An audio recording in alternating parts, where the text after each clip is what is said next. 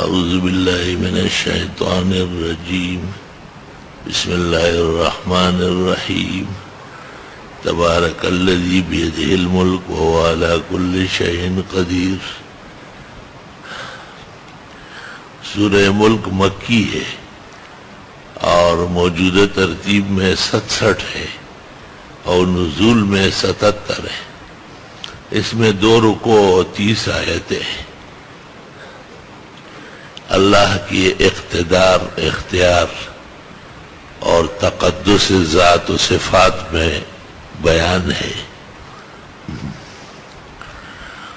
اور دلائل عقلیہ پر مشتمل ہے۔ سورۃ ملک کے بڑے فضائل آئے ہیں۔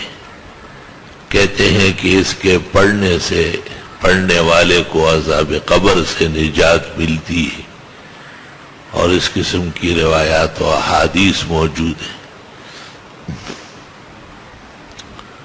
نیا مہینہ شروع ہوتے وقت بھی بعض بزرگان دین سورۃ ملک تلاوت کر لیتے تھے کہ مہینے کے 30 دن بخیر و عافیت گزرے۔ اور حضرت صلی اللہ علیہ وسلم رات کو سوتے وقت الف لام میم سجدہ اور سورہ ملک تلاوت فرماتے تھے،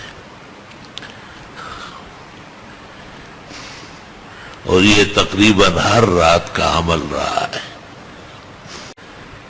علامہ آلوسی نے روح المعانی میں لکھا ہے کہ نوعمری میں مجھے یہ مسئلہ معلوم ہوا تھا کہ رات کو سوتے وقت یہ پڑھنا چاہیے، اور فرمایا کہ ابھی میری عمر